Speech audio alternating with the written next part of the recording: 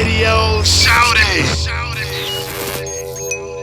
Outside of that, what was some of y'all favorite studio sessions where y'all felt like it was going to fuck down in there? You knew that whatever y'all exported out of that system was going to be a damn down south hip hop legendary classic.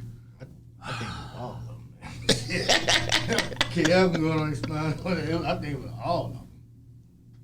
It's two sessions that I can remember vividly, like right now.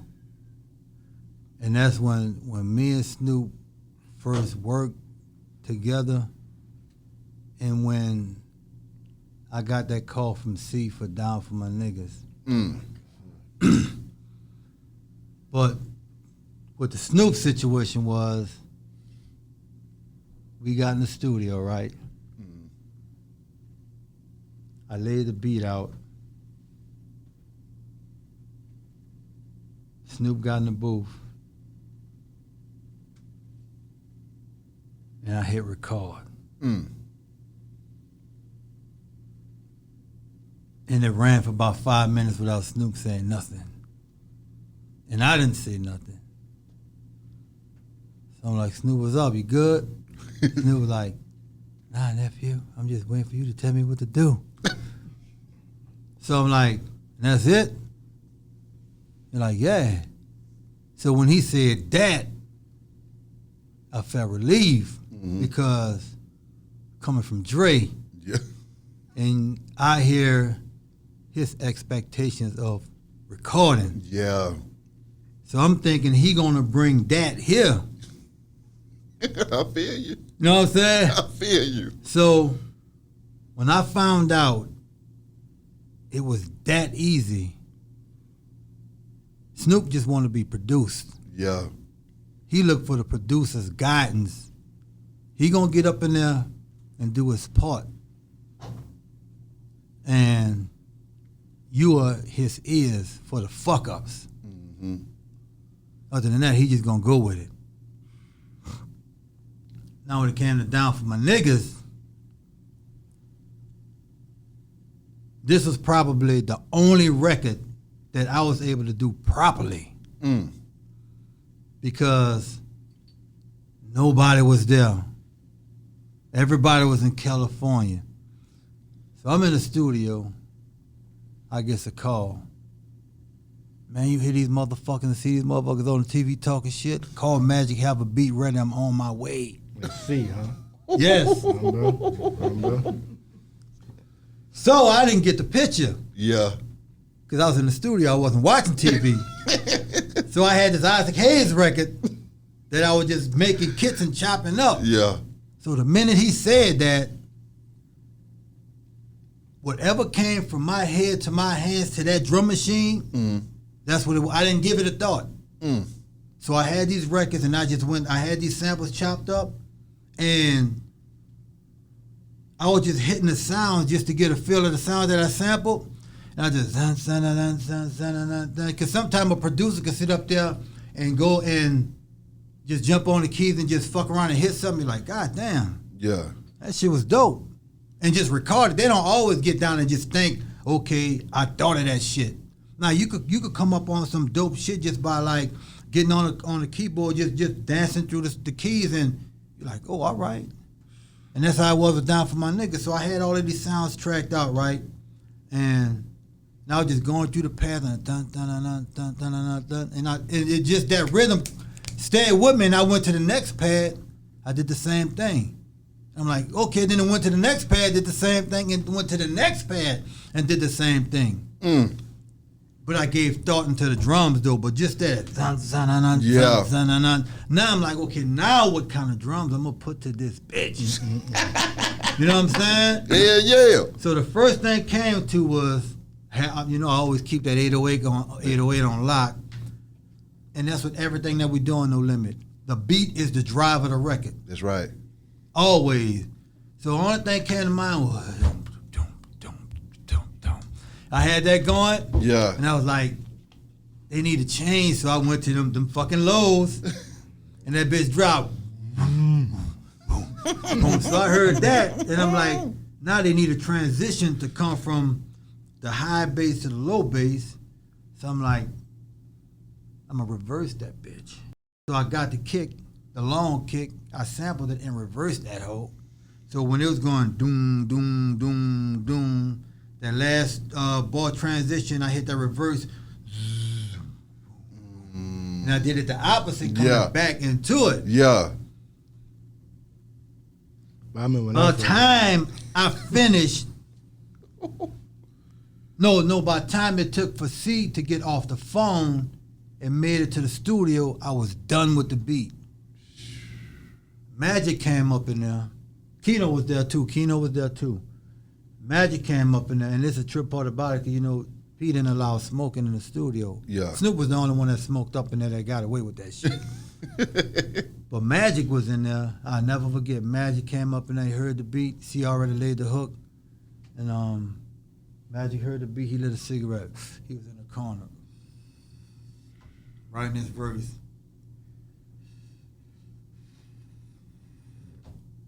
I read it.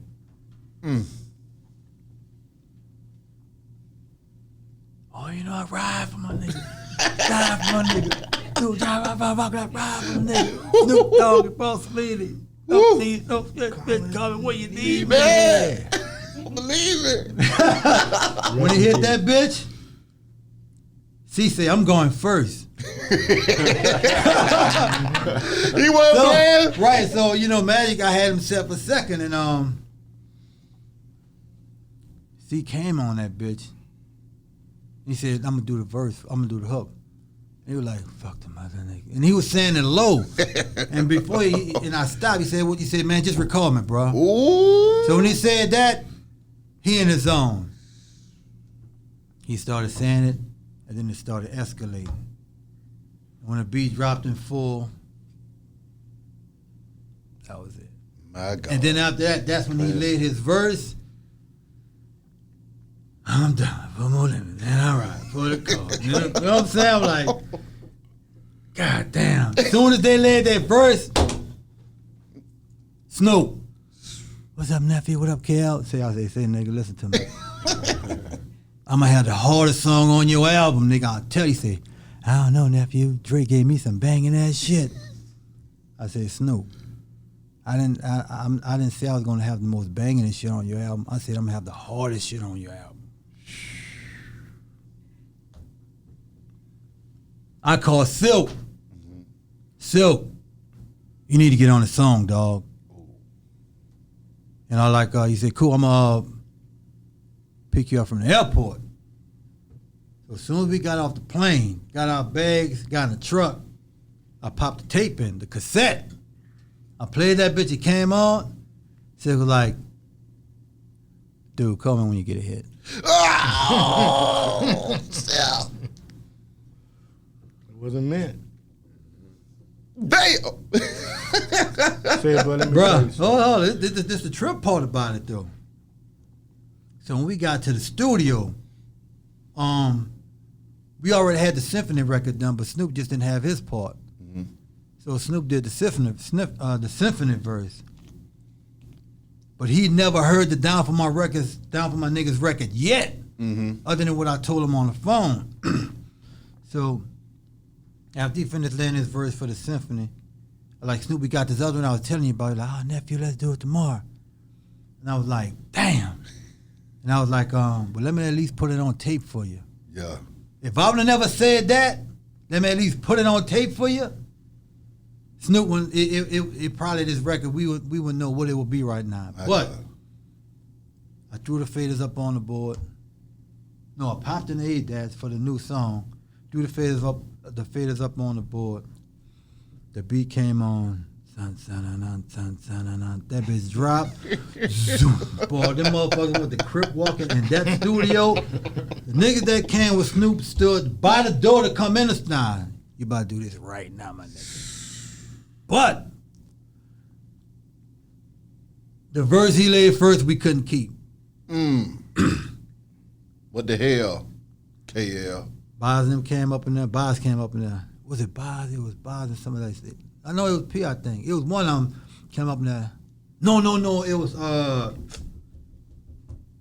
who in the fuck it was? But they came up and I was like, nigga, you know we shoot all our movies and our videos out here. Go get a shot. Nah, Yeah. we can't use this verse, my nigga. It's not that we scared or because we don't give a fuck. It's just the fact that this is where we work. Yeah. We're in California. Regardless how many niggas we bring, we are outnumbered out the gate. Facts. And the verse that you hear on this record now is the other one we had to go with. My God. Bro, I'm gonna tell you what, when I first heard it, Get that mic, Mo. when I first heard it, bro, I'm like, KL, boy, you done did yourself on this somebody else, bro. Say, bro, you got history. When I heard it was just the beat, man. I said, bro, what was on your mind? What was you going through, bro? You know, what was your experience? Right. Who made you mad? So you know, pissed off too. it took years later when he just told you how the energy that came through the phone from C Murder. Yeah. You know what I'm saying?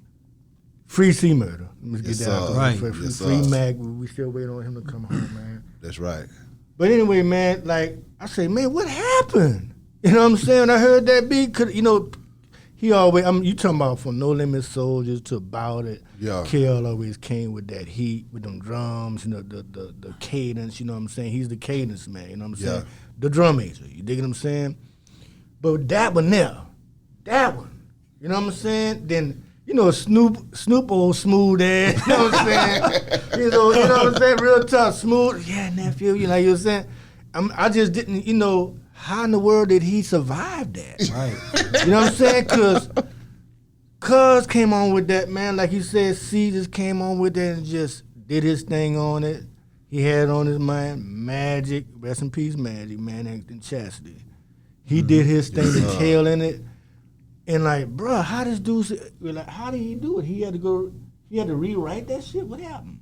Yeah. He had to Like, rewrite that shit. put it like this here. The verse, Yeah, he was trying to go harder than C. he went hard. He had to go But- harder than them. It was gonna come with consequences. I feel you. It was gonna come with consequences.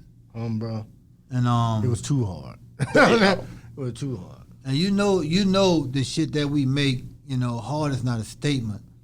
But it comes to a point to where like this shit could lead. Somebody got to die after this. Yeah. Yeah. I think So- some people have done that. So Even as a result of So, that.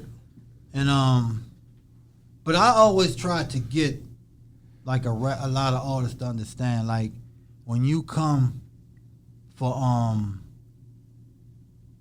beats and productions from Beats by the Pound, we gonna give you that dope shit.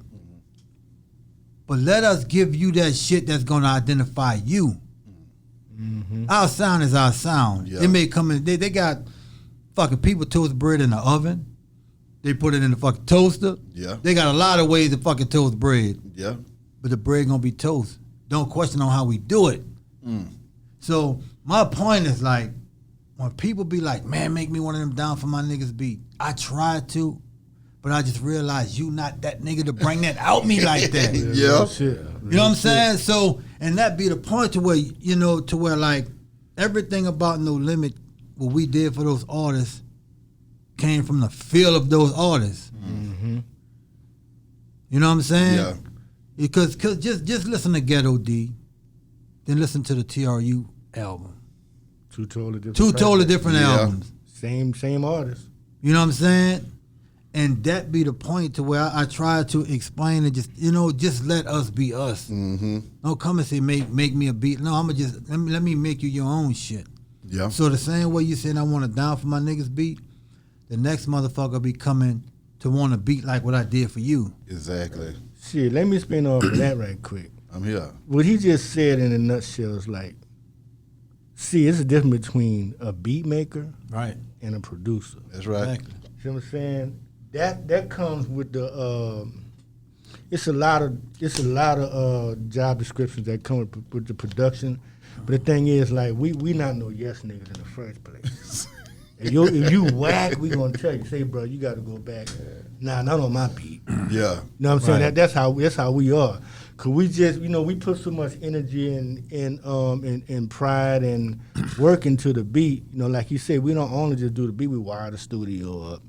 We A&R the artists. So we want to put our best work because our name is on top of it. Yeah. Right. Not only our individual name, but the brand name, Beats by the Pound. We take pride in that. So, what he just said, man, when you really are a producer, you're going to make sure you bring the best out of the artist, and the artist's going to bring, it's just a marriage.